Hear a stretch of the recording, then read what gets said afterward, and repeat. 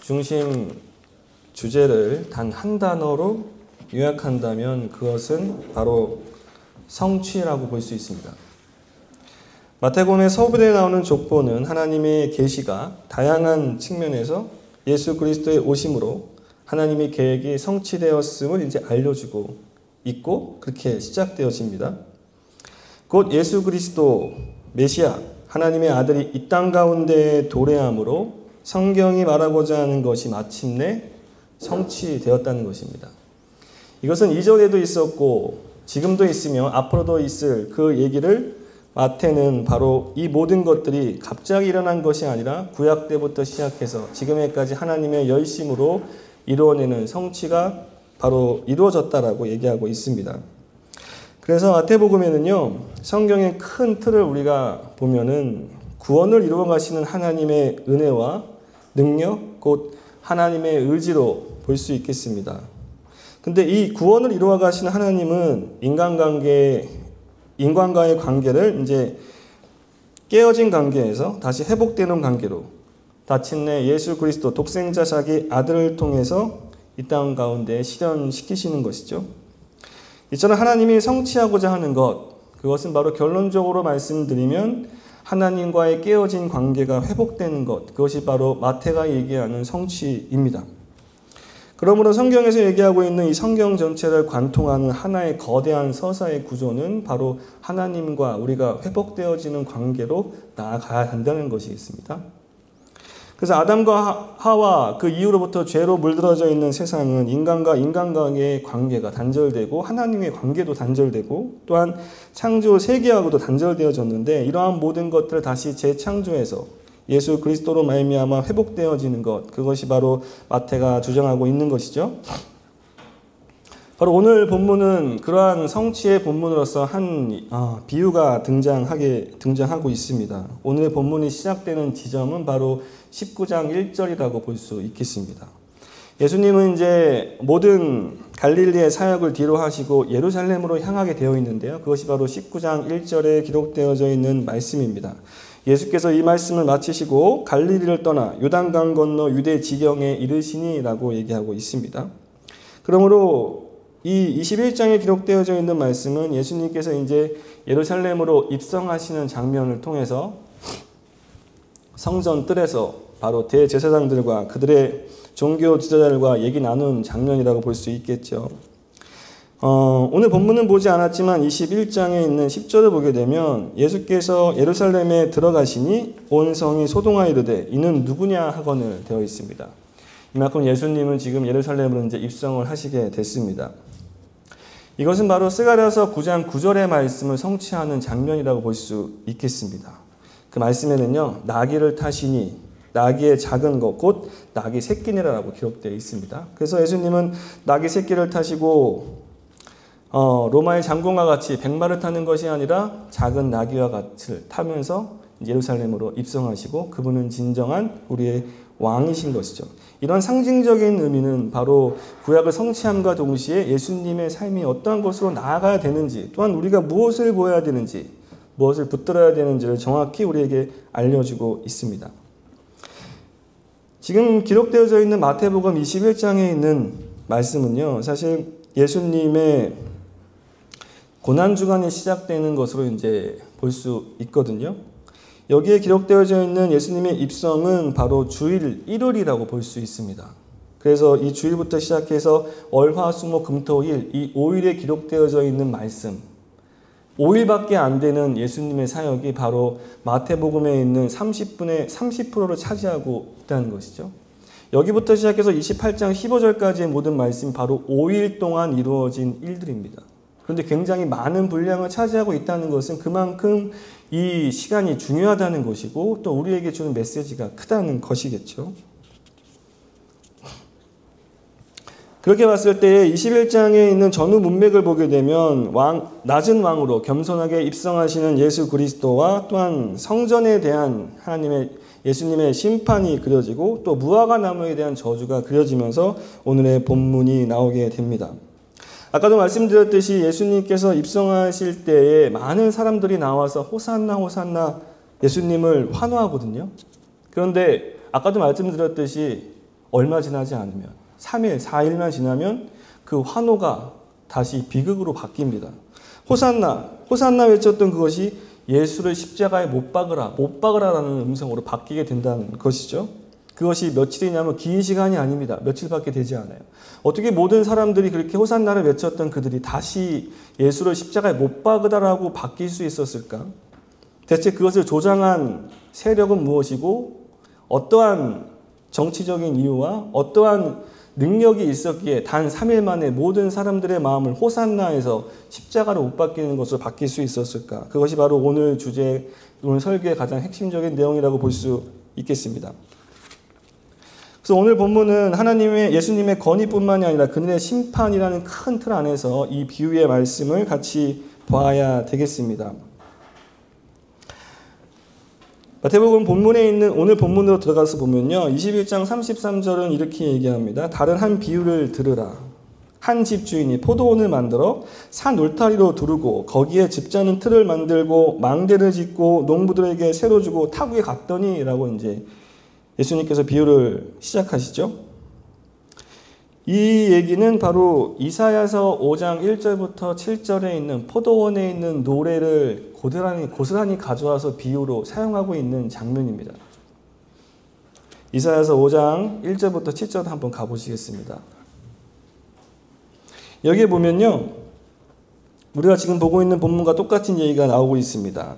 나는 내가 사랑하는 자를 위하여 노래하되 내가 사랑하는 자의 포도원을 노래하리라. 이 포도원의 노래에 기록되어 있는 것은 2절로 가서 보면 땅을 파서 돌을 제하고 극상품 포도나무를 심었도다. 그 중에 망대를 세웠고 또 그 안에 술틀을 팠도다.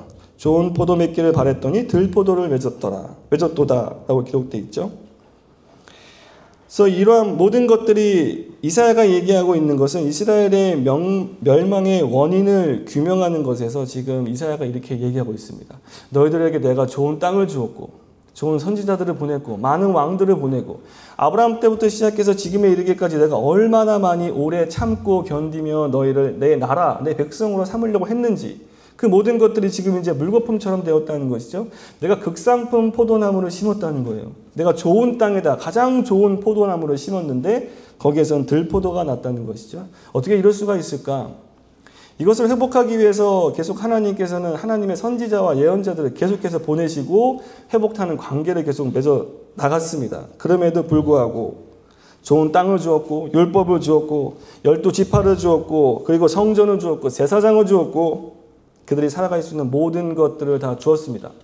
하나님을 섬길 수 있는 모든 것들을 허락했다는 것이죠. 그런데 어떻게 들포도가 맺혀졌을까? 그 원인을 규명하는 것이 무엇일까? 그것이 바로 오늘 본문에 있습니다. 그러므로 하나님께서는 여기에서 포도원을 주실 때 그냥 주는 것이 아니라 농부들이 이것을 잘 할 수 있도록 울타리도 만들어 주시고 그리고 즙자는 틀도, 망대도 만들어 주세요. 이런 것을 보았을 때 농부들이 할 수 있는 모든 기반 조건들을 다 만들어 주셨습니다. 그래서 동물로부터 위협도 그리고 망대를 세웠기 때문에 다른 이민족으로부터 침입도 막을 수 있었겠죠. 그런데 문제는 외부에 있는 것이 아니라 그 내부에 있습니다. 하나님이 세운 농부들에게 있는 것이에요. 그 농부들이 어떻게 했느냐? 하나님이 모든 것들을 만들어주고 잘 살 수 있도록 만들어 주었음에도 불구하고 그것을 잘 경작은 했습니다만 그 열매가 맺혔을 때 그들의 마음이 바뀌었습니다. 여기서 우리는 하나의 지점을 알 수가 있는데 하나님의 은혜와 섭리는 하나님이 모든 것을 다 우리에게 맡기시고 또한 만들어 주시죠. 우리가 이렇게 살아갈 수 있는 것, 우리가 옷을 입고 여기에 나와서 살아갈 수 있는 모든 것들 하나님이 우리를 허락해 주시지 않았다면 우리가 이렇게 살아갈 수 없는 존재예요. 이렇게 교회에서 예배드릴 수 없습니다. 이런 집에서 살 수 없어요. 하나님이 울타리를 만들어 주셨기 때문이고 하나님이 망대를 세워주셨기 때문입니다. 하지만 중요한 것은 농부는 직접 밭을 갈아야 되고 땀을 흘려야 되겠죠. 자동적으로 열매가 맺혀지는 것은 아닙니다. 그렇듯이 하나님의 섭리는 은혜는 충만하나 그 은혜에 따른 외엔 자유의지를 잘 사용해서 노력하고 힘써서 열매를 맺는 것 또한 우리의 책임이고 우리의 의무라고 할 수 있겠죠. 농부들은 이것을 했기 때문에 열매를 맺었을 것입니다. 그만큼 하나님의 섭리는 모든 것을 다 해주시지 않아요. 우리가 꼭 알아야 될 것은 우리의 의지와 우리의 책임이 반드시 있다는 것입니다. 밭을 갈아야 되고 땀을 흘려야 되는 것이죠. 이렇게 열매가 맺혔는데 34절에 보게 되면 열매 거둘 때가 가까움에 되어 있습니다. 씨 뿌리는 때가 있으며 열매를 거둘 때가 있죠. 이런 때가 가까이 옵니다. 하나님을 믿을 때가 있고 하나님의 심판이 우리에게 올 때가 있겠죠. 그만큼 열매를 거둘 때가 가까움에 그 열매를 받으려고 자기 종들을 농부들에게 보냅니다. 우리가 알고 있듯이 이러한 농부들은 바로 하나님의 종들, 하나님의 사람들, 예언자들, 선지자라고 볼 수 있겠습니다. 그런데 농부들은 종들을 잡아다가 심히 때리고 또 하나는 죽이고 하나는 돌로 쳤습니다. 여기에서 끝나는 것이 아니라 다른 많은 종들을 처음보다 더 많이 보냈음에도 불구하고 이 농부들은 힘을 합해서 이 모든 종들을 다 제거하죠. 자, 여기서 끝났으면은 더 심각한 것은 바로 이 주인의 아들이 있어요. 근데 그 아들을 바로 이 농장으로 보내는 것이죠. 하나님의 생각, 그 주인의 마음에는 이 아들을 보내면 그를 존대할 것이다라고 생각했습니다. 하지만 그 주인의 마음과는 다르게 그 농부들은 38절에 보게 되면 농부들이 그 아들을 보고 서로 말하되 이는 상속자니 자 죽이고 그의 유산을 차지하자 하고 이렇게 되어 있습니다. 잘 됐습니다. 농부 입장에서는 종들도 다 죽였는데 작은 죄를 지었으니 더 큰 죄야 무엇이 더 꺼리낌이 있겠습니까? 아들을 보니 그는 상속자이고 이 땅을 차지할 수 있는 권위와 권세를 가진 자인데 이를 만약에 제거하면 이 땅이 다 우리 것이 되는 것이 아니야? 열매를 주인에게 드릴 것이 아니라 이 땅 자체가 우리의 것이 되는 것이 더 낫겠다라고 농부들이 생각을 했을 것입니다. 그리고 그 아들을 잡아서 포도원에 내쫓아 죽였다라고 성경은 기록하고 있습니다. 이렇듯이 우리에게 일어나는 하나님께서 우리에게 많은 것을 은혜로 주셨는데 그 은혜를 잘못 사용하고 또한 그 은혜에 대한 다른 욕심과 욕망이 하나님의 일을 거스르게 하는 것이죠. 이러한 것들은 신약뿐만이 아니라 또 구약에도 잘 나타나 있습니다. 이 본문과 굉장히 비슷하게 사무엘상 25장 2절부터 8절까지는 다윗과 나발의 이야기가 등장하는데요. 거기에 보면은 이와 아주 비슷한 현상들이 나타납니다. 잠시 그 말씀을 보게 되면 다 읽지는 않겠습니다만 중요한 것만 보겠습니다. 사무엘상 25장 2절부터 8절에 보게 되면 마온에 한 사람이 있는데 그의 생업이 갈멜이 있고 심히 부하여 양이 3,000마리요 염소가 1,000마리이므로 그가 갈멜에서 그의 양털을 깎고 있었으니 되어 있습니다. 양털을 깎는 것은 잔치가 벌어졌다는 얘기예요.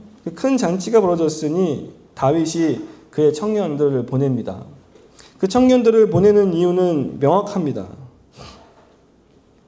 7절에 보게 되면 내 목자들이 우리와 함께 있었으나 우리가 그들을 해하지 아니하였고 그들이 갈멜에 있는 동안 그들의 것을 하나도 잃지 아니하였나니 라고 되어 있습니다. 그러니까 다윗이 이 나발에 있는 모든 재산들을 스스로 지켜줌과 동시에 그것을 빼앗지도 않았고 잘 유지할 수 있도록 도왔다는 거예요. 하지만 그것을 나발이 무엇이라고 얘기하냐면 정말로 이 다윗이 얘기한 이것을 굉장히 모함하고 결국에는 그냥 돌려보내는 사건이 바로 이 사무엘상 25년의 사건입니다. 우리는 무엇이 우리를 돕고 있는지, 우리를 무엇이 보호하고 있는지, 우리가 어떻게 생명을 유지하고 있으며 어떻게 살아가고 있는지를 착각하고 있을 때가 있은 것 같아요. 내 힘으로 된 것 같고 양이 많고 소가 많고 염소가 많으니까 뭔가 내가 잘 되는 것 같아서 이 모든 것들이 내 능력으로 된 것 같지만 하지만 다윗이 돕지 않았으면 그 모든 것이 다 사라질 수도 있었던 것을 나발이 몰랐다는 것이죠. 그것을 아비가일이 다윗의 부인이 되는 그녀가 다시 지혜롭게 행하는 것을 우리가 알 수 있습니다. 이렇듯이 오늘의 본문에 나와 있는 나발은 어쩌면 농부와 같고 아비가일은 어쩌면 이러한 종들과 같아서 하나님은 계속해서 우리가 깨달을 수 있는 여러 가지 방법으로 우리에게 다가오신다는 것이죠. 그래서 우리가 아까 알 수 있는 것은 바로 이 모든 것들을 하나님께서 잘 유지하고 농부들뿐만이 아니라 주인도 그리고 주인뿐만 아니라 거기에 사는 모든 주민까지 이 열매를 다 누리는 것에 있습니다. 왜냐하면 이 평행본문에 있는 마가복음과 누가복음을 가서 보게 되면 바로 뭐라고 기록되어 있냐면 포도원의 소출 얼마를 받으려고 이렇게 돼 있고, 또 누가복음에는 소출 얼마를 바치게 하려고 되어 있습니다. 이 주인이 이 모든 것들을 다 뺏어가려는 것이 아니에요. 다 달라고 하는 것이 아닙니다. 그 중에 얼마만을 가져가려고 하는 것이죠. 근데 이럴 때 하나님께 모든 것들을 다 자기 것을 내려놓고 드릴 수 있는가? 그것이 바로 농부들이 가졌던 생각이고, 이것을 주인에게 주는 것보다 사실 종들을 잡아 죽이고 상속자로 죽이면 이 모든 것이 다 내 것이 된다라고 생각했을 것 같습니다. 이렇듯 우리가 생각하는 것은 더 많은 것을 가져야만 내가 더 안전할 것 같고, 내가 더 많은 것을 누려야만 이 농부들과 같이 심지어 자기 것이 아님에도 불구하고 이것을 다 내 것으로 여겨야만 안전한 삶을 살 것 같으나, 하지만 그렇지 않다는 것이죠. 예수님이 이 비유로서 알려주는 것은 바로 이 시대가 바로 그러한 시대와 같다라는 것입니다. 40절에 보게 되면은 그러면 포도원 주인이 올 때 그 농부를 어떻게 하겠느냐? 여러분 어떻게 하실 거예요?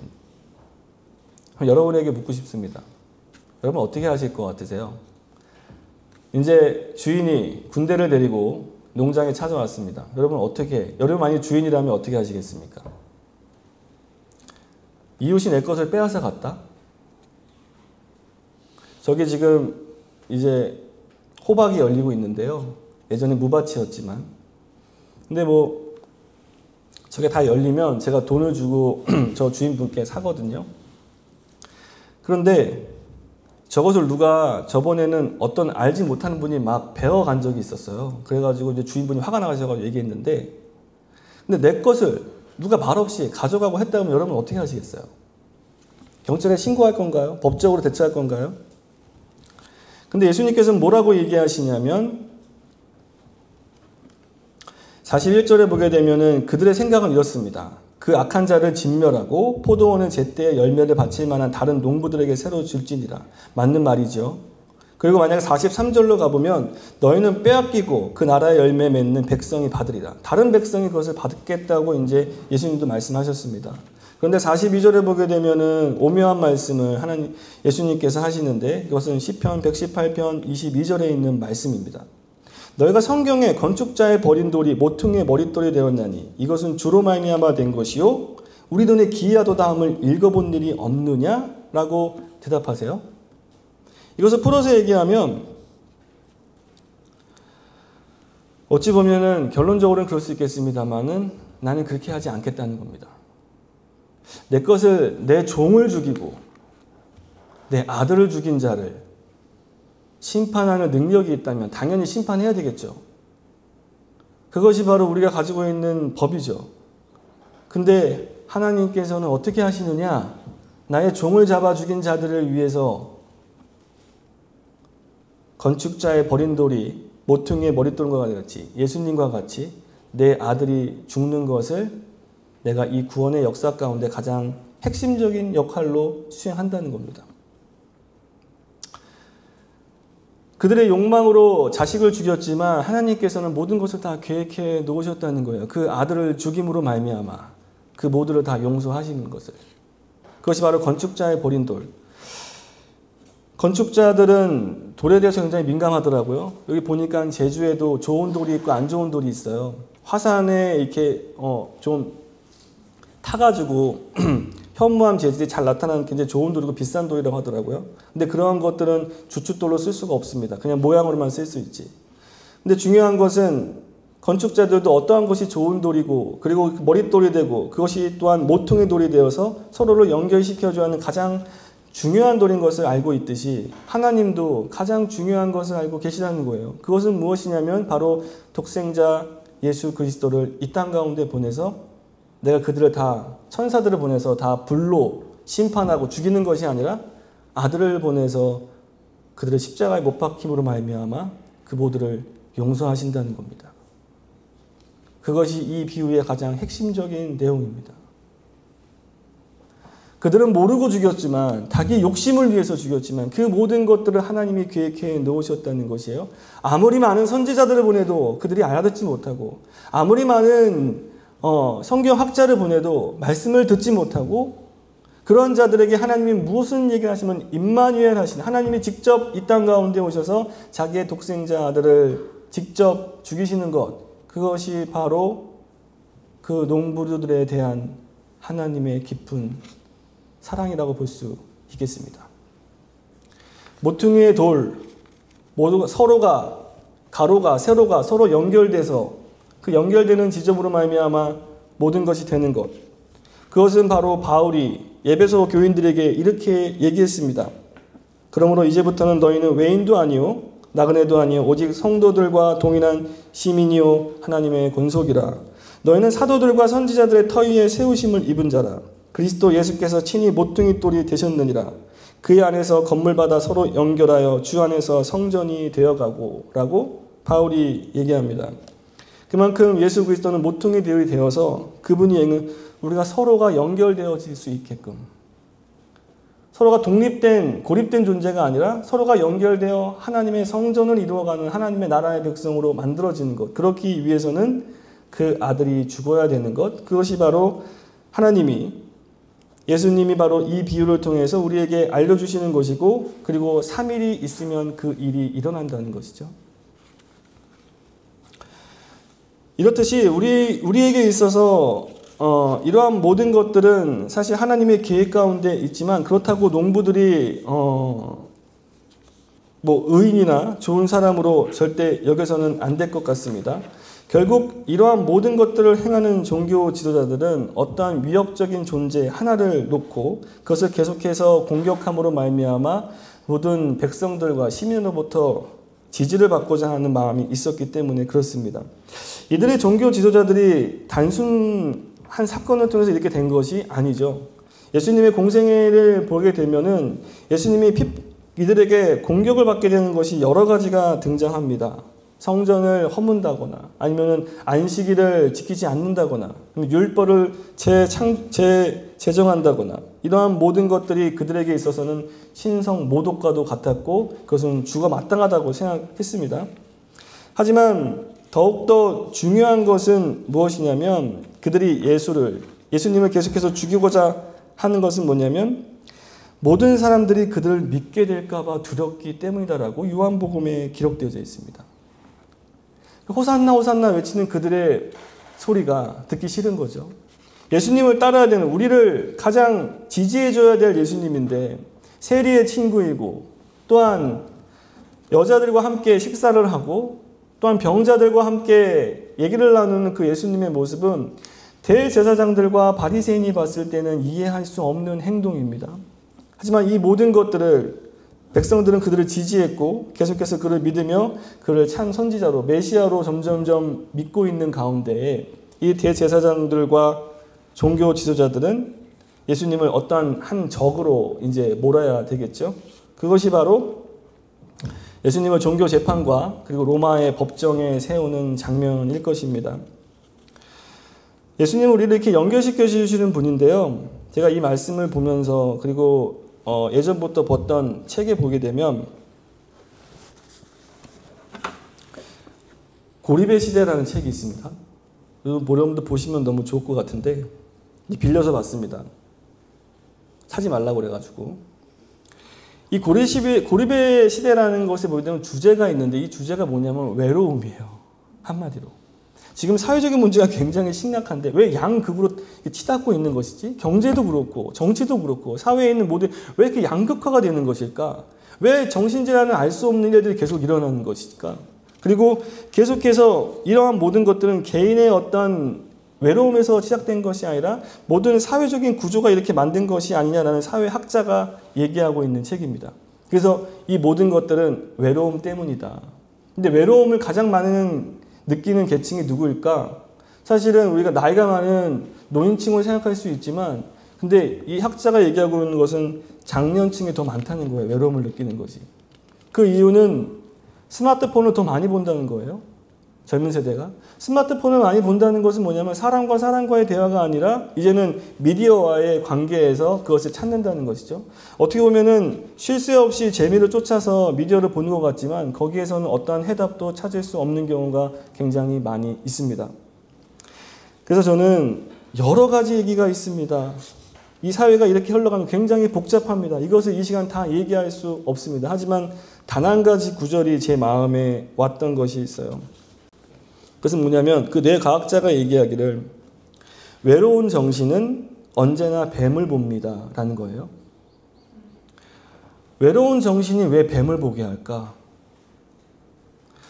여러분 이제 여기 오름이나 산에 가면은 이제 산책하다 보면은 뱀 아니야 했는데 나무 있는 경우 있잖아요. 사실 우리가 봐야 되는 것은 경관과 햇빛이 들어오는 햇살과 나뭇잎과 공기와 이 냄새와 이 모든 것들 누리면서 숲으로 향하는 것을 즐기는 것인데, 근데 외로움에 그게 달아있는 사람, 어떤 정신적으로 문제가 있는 사람은 어떤 걸 찾냐면 그 숲에서 뱀을 찾아요. 근데 그 뱀이 너무 나무와도 같은 거예요. 그러니까 위험 요소를 제거해야만 내가 안전하다고 생각하는 것이죠. 여기서 얘기하고 있는 바리새인도 이와 비슷할 수 있겠습니다. 물론 바리새인이 외로웠는지 아니면 고립되어져 있는지 우리가 알 수는 없지만 이 상황과 이 본문에 있는 말씀에서 비롯되어 봤을 때 자기에게 처해져 있는 위협을 제거해야만 자기가 안전할 수 있다는 것을 바로 농부들도 그렇고 이 대제사장들과 바리새인들도 그렇게 생각했다는 것이죠. 우리는 이 시대를 살아가면서 우리를 위협하는 것이 과연 무엇인가? 지금 양극단으로 향해져 있는 이 상황 가운데 우리를 위협하는 것이 과연 무엇인지 우리가 정확히 파악하고 또한 생각해 봐야만 되겠습니다. 그래서 결국 예수님께서 말씀하시는 이 모든 것들이 결국에는 자기를 위협하는 존재로서 대제사장과 바리새인들로 말미암아 예수님은 십자가에 못 박히시고 죽으시죠. 바로 이것이 하나님의 뜻이고 결국 이것을 통해서 우리는 하나님과 연결되었습니다. 그것을 우리가 꼭 기억해야 되겠고 이 하나님의 이 희생과 십자가의 깊은 사랑이 우리가 하나님과의 관계를 회복해 나가고 있다는 것을 꼭 우리가 알아야 되겠습니다. 말씀을 마치며 스데반의 설교로 말씀을 마무리할까 합니다. 사도행전 7장에 보게 되면 스데반은 이렇게 설교하고 있습니다. 스데반이 많은 집사로서 임명을 받고 성령의 사역이 굉장히 많이 일어났습니다. 그것을 보고 시기 질투하는 공회원들과 또한 서기관들이 공회 앞에 세워놓고 스데반에게 신문하는 장면 속에 스데반은 이렇게 얘기를 해요. 그게 바로 사도행전 7장에 있는 굉장히 긴 내용입니다. 긴 내용을 다 얘기할 수는 없지만 스데반이 얘기한 것은 이겁니다. 너희들이 아브라함의 자손으로서 그리고 아브라함과 그리고 야곱과 이삭과 요셉을 통해서 너희 역사가 쭉 이렇게 내려가는데 결국 여러 유명한 왕들 또 솔로몬과 다윗에 이르기까지 이 모든 것들을 다 얘기하면서 너에게 있었던 하나님의 기적과 같은 일들을 너희가 한번 생각해 봐라. 그런데 거기에 가장 중요한 지점을 스데반이 얘기합니다. 그것이 바로 51절과 52절입니다. 목이 곧고 마음과 귀에 할례를 받지 못한 사람들아, 너희도 너희 조상과 같이 항상 성령을 거스리는도다. 너희 조상들의 선지자 중에 누구를 박해하지 아니하였느냐? 의인이 오시리라 예고한 자들을 그들이 죽였고 이제 너희는 그 의인을 잡아준 자여 살인한 자가 되나니 라고 얘기합니다. 그래서 결국 스데반이 순교하죠. 우리는 이것을 꼭 기억해야 되겠습니다. 우리는 항상 내가 바리새인과 같은 사람인가? 내가 위험에 처했을 때 그것을 내가 어떻게 처리하는 사람인가? 아니면 하나님께서 주시는 끝없이 좋은 사람들을 내게 주시지만 사실 그것을 알아채지 못하고 알지 못한 채 내 의에 사로잡혀서 끝없이 살아가는 우리의 모습은 아닌가? 우리가 생각해 봐야 되겠습니다. 우리 함께 찬양하고 기도하겠습니다.